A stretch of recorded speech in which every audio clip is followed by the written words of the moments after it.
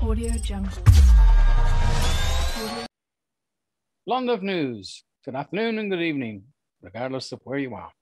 Last night was the 2nd of May, and I went to a political gathering, if you like, of an assembly of different parties: the Labour Party, the Liberal Democrats, the Liberals, the Reds, the Greens. I have to be careful about how I pronounce that one.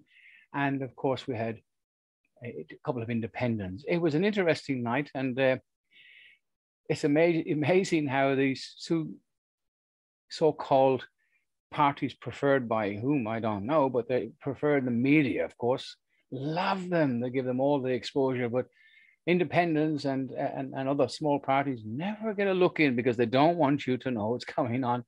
Well, it's crazy. Some of these people in that Red Party, I had a chat to them later on, and their attitude was obnoxious. Now, you know who I'm talking about. I got to be careful what I say. But there was an independent there, and a guy going for Dunkley. Man, the people loved him. It was fantastic. So without me rabbiting anymore, let's go across and have a look at this. And my personal opinions don't really count. Okay, let's go and see what happened. To the best of our ability, we kept it limited. Bye. I'm just going to ask our first question.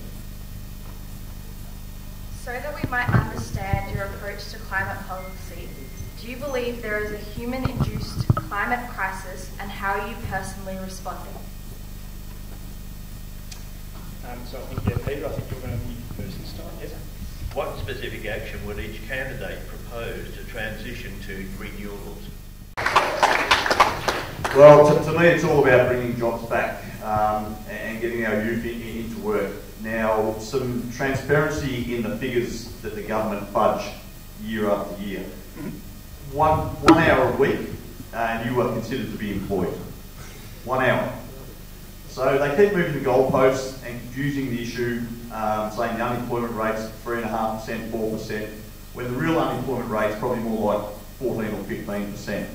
So some clarity from the government to start with, actually where we are, so we can fix the problems rather than kind of covering them up and making people believe there isn't a problem with employment in this country. Underemployment is a massive issue, and we need to get our manufacturing back to fix that, and the only way we can do that is get out of the globalisation world, which I'm going to keep harping on about that, because that is detrimental to this country, and it has been for decades. All the agreements that both parties have been signing for decades to the detriment of our country and the workers in it.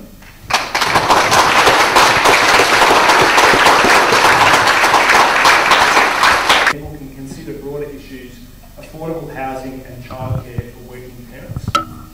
And then the question is it reasonable, and I love that we've got people here of all kinds of different ages, and so I think this is an important question. Is it reasonable for a young person today to think that they can buy a home in Australia in their lifetime?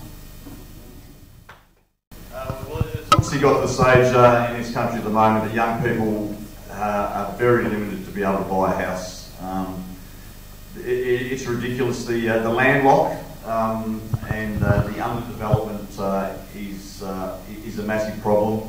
It just keeps pushing prices up. The shortage of materials and the labour costs to build a house through regulations that keep coming in.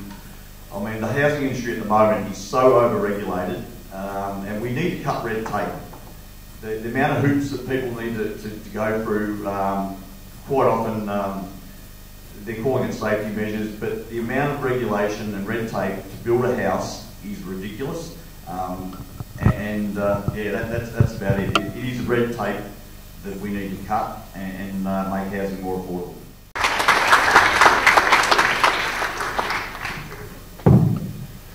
Yeah, I think that's a wonderful idea, Peter, that we need to make the multinationals be paying their fair share of tax. But the fact that the Labor and Liberal government are owned by multinational big businesses,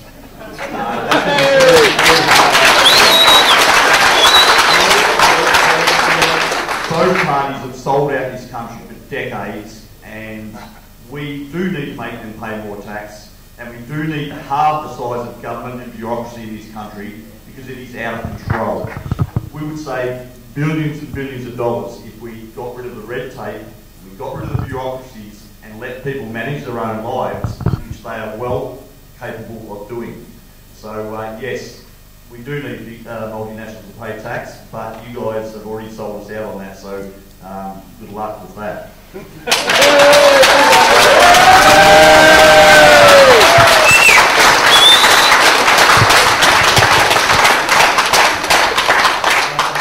My name is Maria and I have a Kanamaku background, and this is my first election in Australia. And I have a question not to Darren but to the members of political parties.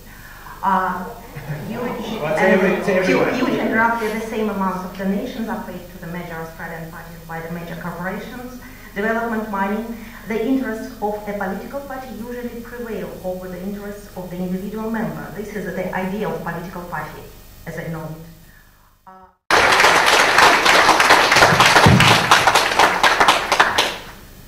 Well, yeah, look, I think all donations and everything about the way political parties are run needs to be more transparent. You've only got to look at the Dan Andrews red shirts issue at the moment and the cover-up and everything. It's a closed shop. The whole politicians and parliamentary system is a closed shop. They cover up their own dirty secrets, and all this evidence is starting to come out into the public sphere at the moment. All around the country, we've seen what happened in New South Wales with Gladys and the Deputy Premier there.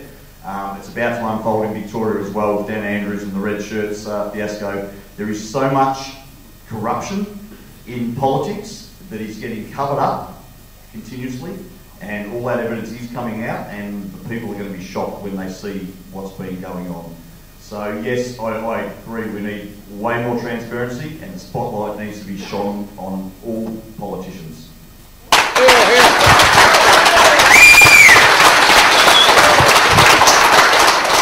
Well said, Catherine. Workers' rights, that's a really good question, and over the last 2 years, or especially the last 18 months, we have seen both parties, state and federal, trash the Australian people, and they are forcing businesses to break the law every day of the week. We have a law in this country called doctor-patient confidentiality. Okay? They are forcing businesses to ask for your personal health records on a daily basis, and if you don't show them, well, you can't work, or you can't come and shop here. So both these parties are breaking the law. We also have discrimination laws, which you cannot exclude me from my personal choice in my medical records.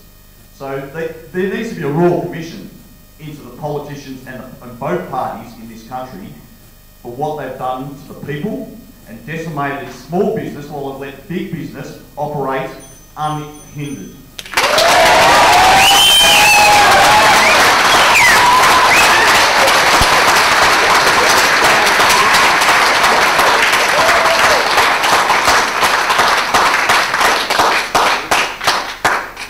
I take issue to that. Federally, the Liberal Party's position is that vaccination is voluntary. Sorry.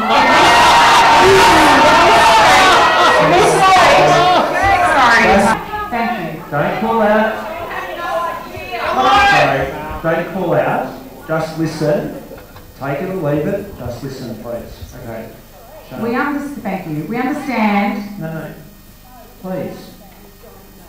Okay, that's fine. We've heard lots of things said that we might agree or not agree with. Let's just listen. Let's treat each other with respect, and we may agree with it, we may not. Please just listen. 8 years of study in health for nothing. Can I say that I am against... Please. Thank you. Question. What will I do? I will sit down and have a conversation with you. If you want to talk to me about your rights as a worker, I am going to listen, because that is my job as an elected representative, to listen to my community and advocate on your behalf.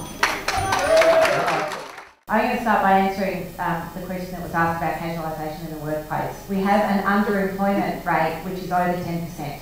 And what that means is that people can't get enough hours of work. And what that means is that people are struggling to earn enough money to deal with the increased cost of living.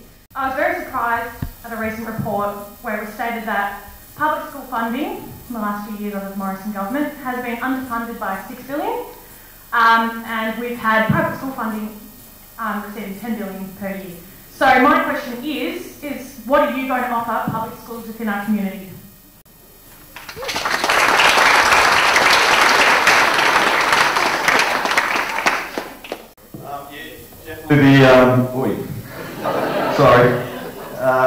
The public system does need to be funded better, but it also needs to be reconstructed. The curriculum is outdated, it's not relevant, and it's not teaching our kids what they need to know to be successful in life. I would also like to see a lot more funding for homeschooling, because there is a massive amount of parents and their children leaving the public system in droves because of the curriculum and the lack of foresight in our education system. So we need to fund all areas of schooling, including public schooling, but also homeschooling, which is a massive, massive part of the future. Because we want to teach our children what we believe is important for them to learn, not what our education system believes is important for them to learn. Okay. Education is fundamentally important. I have 4 kids of my own, and they're going through the education system, one at university at the moment. So I understand the challenges that exist there, and to answer your question, what I will be doing is contributing my voice and reflecting our community's needs in that space. But what I can say is the federal government obviously contributes to the education, but at the end of the pressing issue is for people in this election? Well, I think the most pressing issue for the people is the fact that while all these candidates of the political parties, corporations, whatever you want to call them,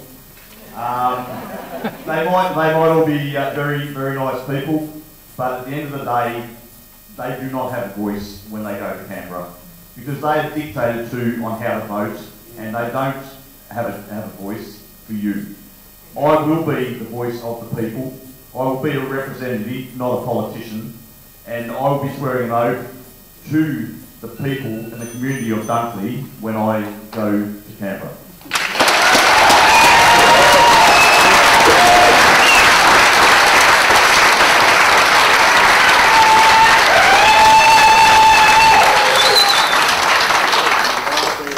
What I'm hearing when I'm speaking to everyone in Dunkley, and I've been speaking to many people, is the importance of their security at home, paying their bills, their jobs, economic. Darren, you look pretty good there tonight.